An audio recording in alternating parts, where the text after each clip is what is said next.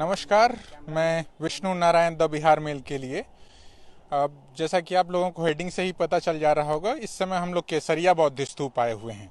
ये केसरिया बौद्ध स्तूप का नज़ारा है और इस बीच जब पूरा पूर्वी चंपारण और पश्चिमी चंपारण भी, मोतिहारी और बेतिया का काफ़ी इलाका जो है वो जल जमाव से परेशान है, बारिश से परेशान है, बाढ़ से परेशान है, तो ये केसरिया बौद्ध स्तूप का भी पूरा इलाका आप अगर चारों तरफ देखेंगे और मैं आपके लिए कैमरा अगर पैन करूं तो ये पूरा इलाका जो है पानी में डूबा हुआ है।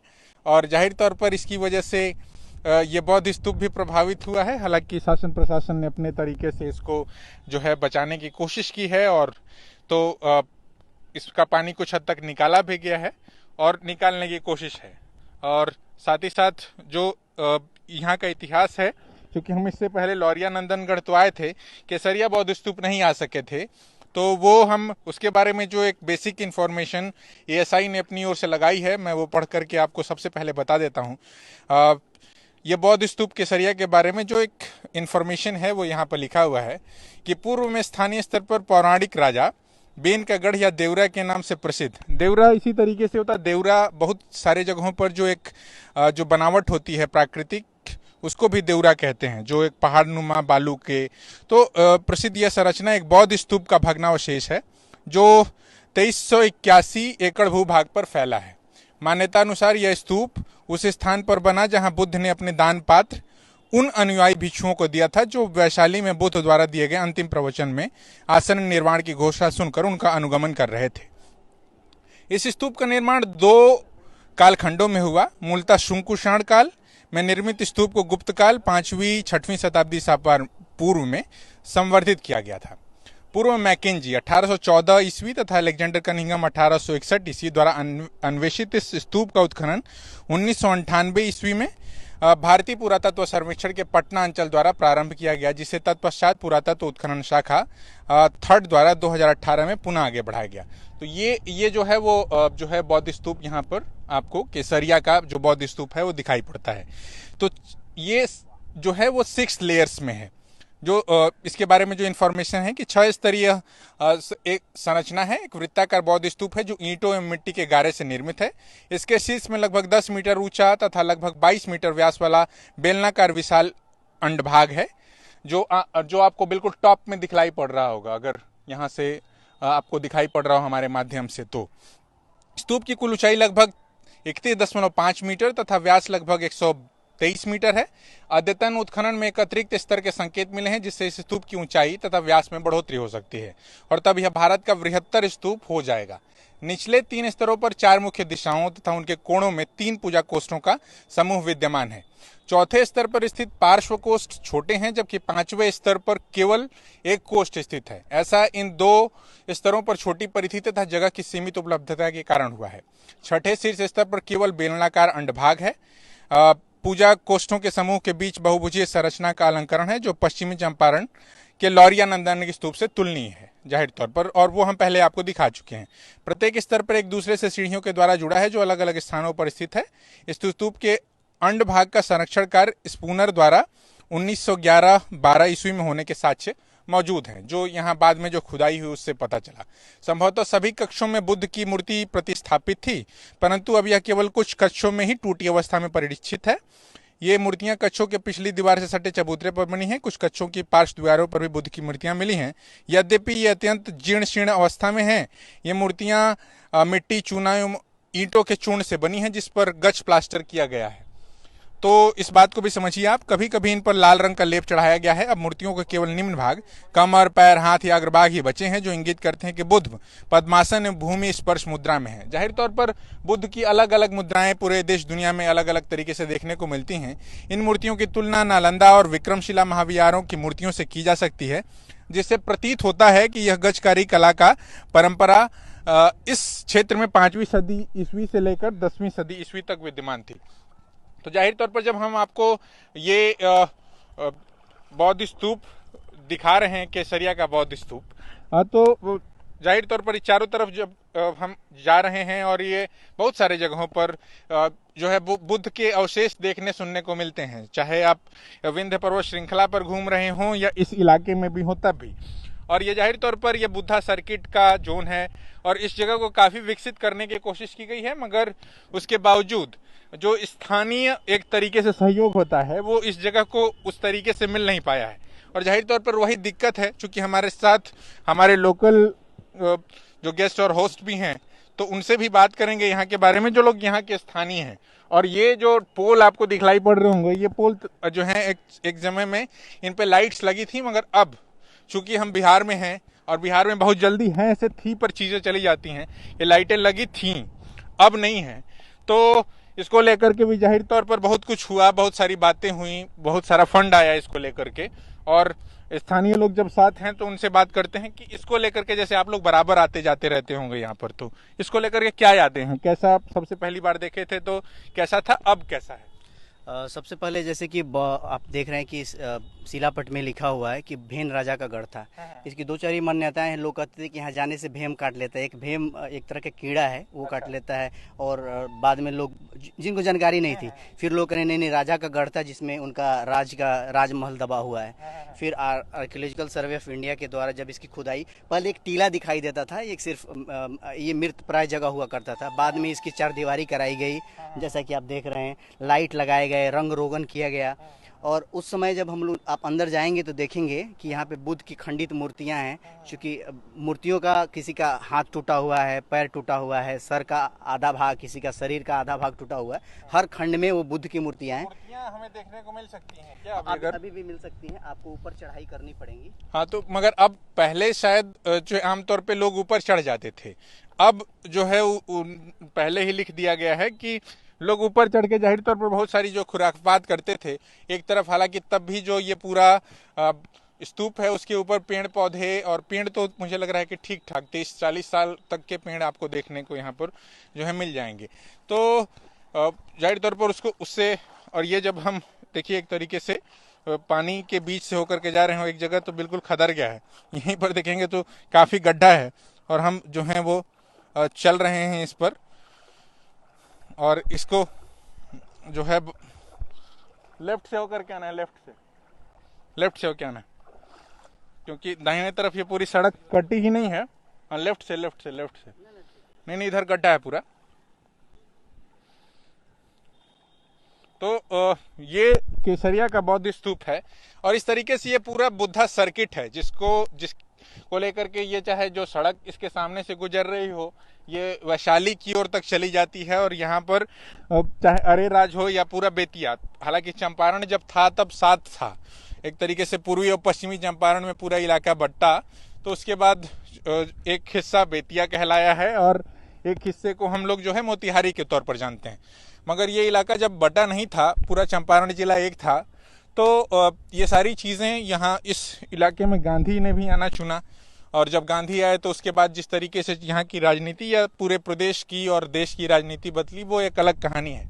मगर उससे पहले बुद्ध इन सारे इलाकों में जो था उनका एक तरीके से आना जाना लगा हुआ था।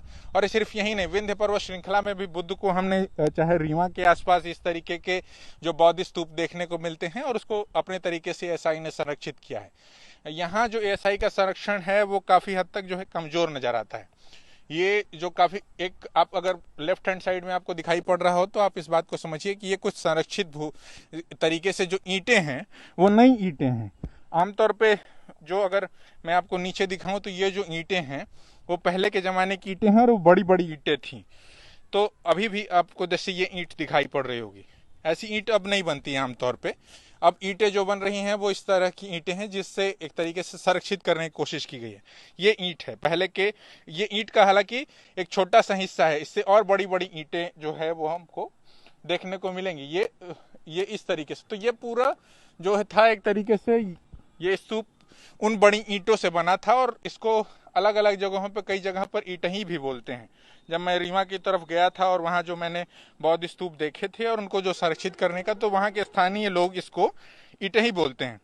और ये इतनी बड़ी बड़ी ईंटें हैं, एक तरीके से आप देखिए, करीब एक जो हम आमतौर पर ईंट देखते हैं उसमें करीब करीब 3 ईंटें हो जाएंगी। ये इतनी बड़ी ईंट है, ये समझिए, तो 3 ईंटें हो जाएंगी कम से कम, 1 बाई 1 का, 1 फीट बाई 1 फीट का। ठीक है, तो वो, और फिर हाँ, आप कुछ बता रहे थे हमें।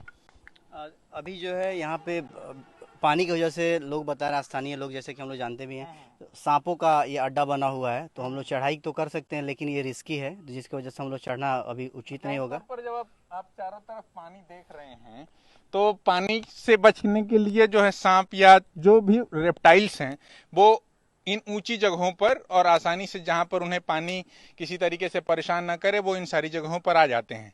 तो जाहिर तौर पर सांपों के लिए वो आसरा बन गया है इस समय। आसरा बन गया। उसके बाद में यहाँ पे पहले लोग ऊपर चढ़ जाते थे, मूर्तियों के साथ में छेड़खानी करते थे।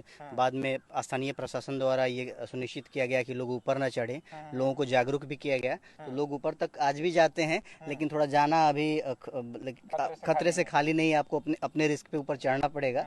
और जैसे कि जब खुदाई हुआ था तो सफाई वगैरह थी। अभी आप हाल देख रहे हैं कि बरसात की वजह से बड़ी बड़ी इस पे आपको पेड़ हैं, आप घास है, पेड़ भी पीछे की तरफ सफाई भी नहीं हुई है। सफाई भी नहीं हुई है। जो बौद्ध स्तूप है उसके ऊपर ही ये पेड़ सारे उगे हुए हैं। तो जाहिर तौर पर काफी समय हो गया, ऐसा लगा कि 20-30 साल के तो कम से कम ये पेड़ हमें दिखाई ही पड़ रहे हैं।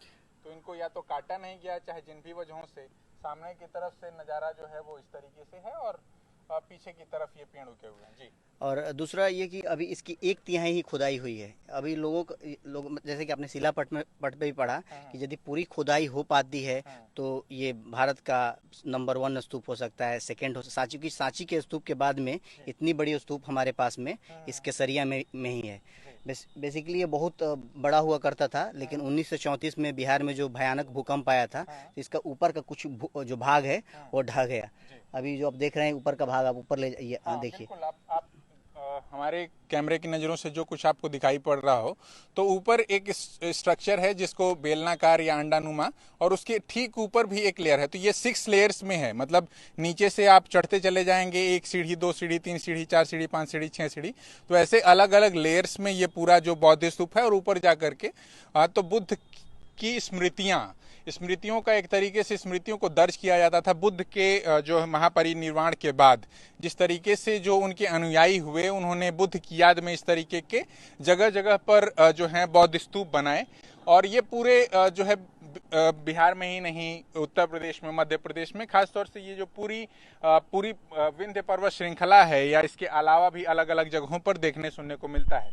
ये पूरा बुद्धा सर्किट भी है। ये सड़क जिस पे हम आ रहे थे, जो सड़क भी इस बीच कटी हुई है, वो एक तरीके से इधर से होते हुए वैशाली तक चली जाती है। अगर ये बेहतर स्थिति में होता या ये जगह और बेहतर तरीके से इन सारी जगहों को डेवलप किया जाए, तो आप लोग की क्या उम्मीद है इससे? उस समय के प्रधानमंत्री अटल बिहारी वाजपेयी द्वारा, जो काफ़ी दूरदर्शी थे, उनके द्वारा यहाँ से बुद्ध सर्किट नाम से रेलवे पास किया गया, जिसका कुछ हद तक काम हुआ, लेकिन सरकारी उदासीनता से ये जो है अब तक दबा हुआ है। तो एक आस है कि यदि वो रेल खंड पास हो जाए तो काफ़ी सुगमता से आदमी सुगम हो जाएगा ये यात्रा। जो भी दर्शक वैशाली आते हैं, पर्यटक आते हैं, वो यहाँ तक पहुँच सकते हैं, अरेराज तक जा सकते हैं।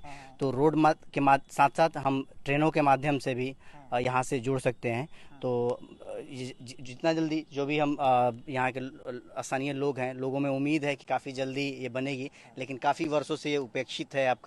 ये उपेक्षित आपका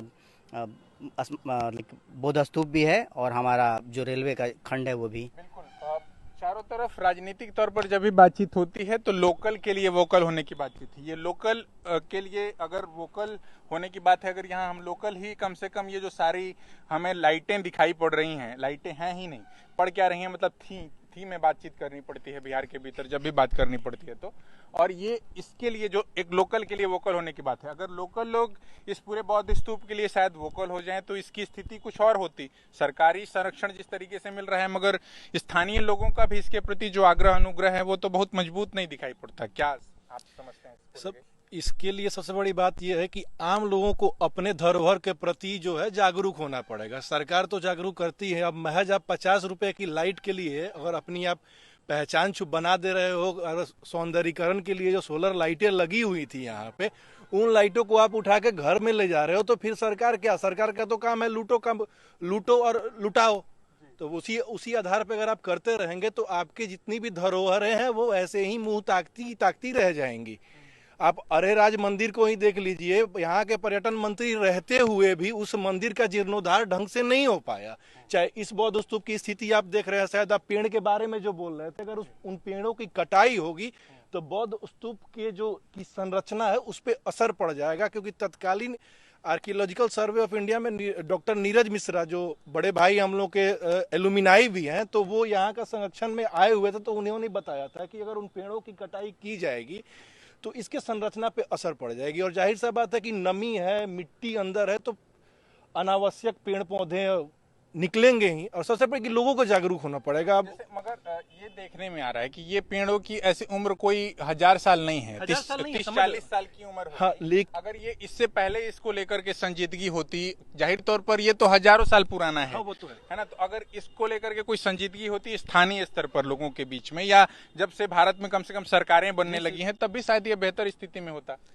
अगर बेहतर स्थिति में होता, लोगों को इतनी समझ होती, तो आज शायद केसरिया पर्यटकों का गढ़ होता, जो खासकर जो एशियाई मुल्क में जो बौद्ध कंट्री हैं या बौद्ध मुल्क हैं, जो बौद्ध धर्म मतावलंबी हैं, उनके चलते उनके आगमन से यहाँ के जो रेवेन्यू जनरेट होता, शायद लोगों को अंदाजा नहीं है उसका। और ऐसा तब है जब एक तरीके से जो पर्यटन मंत्री हैं बिहार के, वो मोतिहारी से चुने जाते हैं। मोतिहारी उनका गृह जिला है। जी, उनका गृह जिला है, लेकिन वो मंत्री नाम मात्र के हैं। विभाग तो हमारे सुशासन बाबू ही चलाते हैं, वो आप लोगों से तो छुपा है नहीं, क्योंकि उनके एक संबंधी के द्वारा जब मैंने यह मुद्दा उठाया, संजोग से उनके संबंधी मेरे सहपाठी भी है और मित्र भी हैं, तो हम लोगों ने साथ में भी काम किया है। तो वो बोले, तो उन्होंने ये बताया कि चाह कर भी मंत्री लोग मौन हो जाते हैं और सारा फंड खींचकर उनके जिले नालंदा चला जाता है। जैसे लोग पूछ भी रहे हैं कि साल में एक बार केसरिया महोत्सव का नाम पर ठुमका लगता है यहाँ पर, यह भी पूछिए। मतलब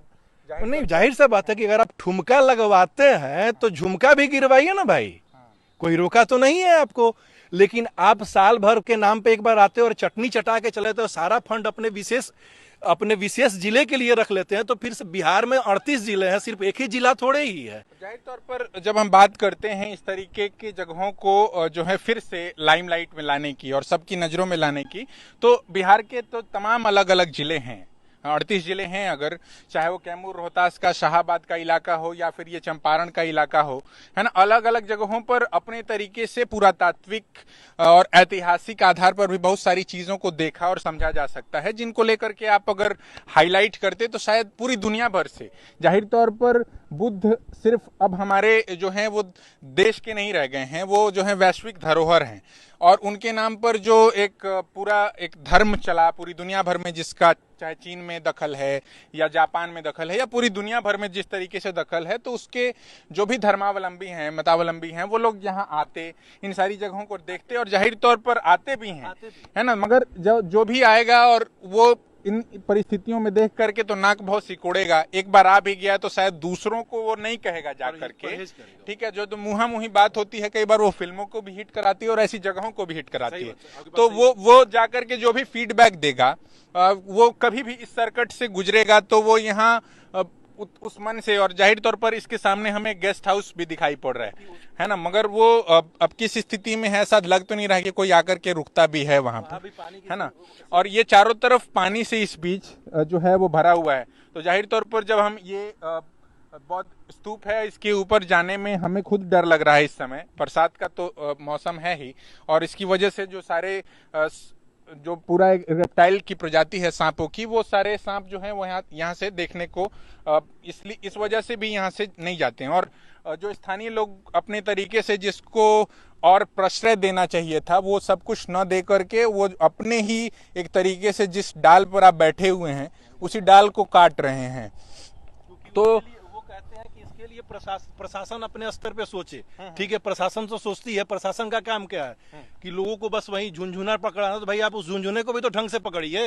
कब तक सरकार के भरोसे, जनप्रतिनिधियों के भरोसे आप ऐसी धरोहरों को छोड़ते रहेंगे? आप खुद जागरूक बनिए। जब लोकल फॉर वोकल का कंसेप्ट आ रहा है तो आप लोकल हो, उसके लिए आवाज उठाइए। आप आवाज तो हमेशा छोटे छोटे माध्यमों से लोग उठाते रहते हैं, लेकिन फिर भी आप सजग होइए अपने ऐतिहासिक पुरातात्विक धरोहरों के लिए, क्योंकि यह आने के लिए आपको आने वाले दौर में आपके लिए एक सोने की अंडा देने वाली मुर्गी के समान। जाहिर तौर पर जो है वो ये किसी बिहार सरकार ने या किसी भारत सरकार ने नहीं बनाया है, और आपको बस संरक्षित करने का जिम्मा है, वो भी आप नहीं कर पा रहे हैं। आप बनवा तो कुछ पा नहीं रहे हैं। जो चीज़ें आपको आपके पुरखों ने दे करके गए हैं, वो आपको सौंप के गए हैं, उन सारी चीज़ों को भी आप बना नहीं पा रहे हैं। एक तरीके से ये जो है वो मुझे लगता है कि पुनर्निर्माण या जो भी चीज़ें फिर से रिकंस्ट्रक्ट की गई हैं उसमें ये लेयर्स हैं, क्योंकि ये नई ईंटें यहाँ से दिखलाई पड़ रही हैं और ये नए लेयर्स हैं जो अच्छा पुराने ही हैं। अच्छा अच्छा, क्षेत्र में आज भी मिट्टी है, मिट्टी के ईंट तो ये जो ईंटें आपको दिखलाई पड़ रही होंगी, ये पहले की पुरानी ईंटें हैं। देखिए कि जो चौड़ी चौड़ी ईंटें होती थी, है ना। ये भी देखिए। हाँ बिल्कुल। और पंकज बाबू, मैं आपसे पूरी सहमति रखता हूँ इसको लेकर के। और मैं जब ऐसा ही जो ये स्तूप है और कुछ इलाका जो है वो, जब मैं पिछले साल जब हम मध्य प्रदेश की ओर गए थे और वहाँ रीवा जिले और उसके आसपास के जिलों में हम घूम रहे थे, तो वहाँ भी कुछ, हालांकि इतने बड़े बड़े जो हैं स्तूप नहीं देखने को मिले थे, कुछ छोटे स्तूप देखने को मिले थे।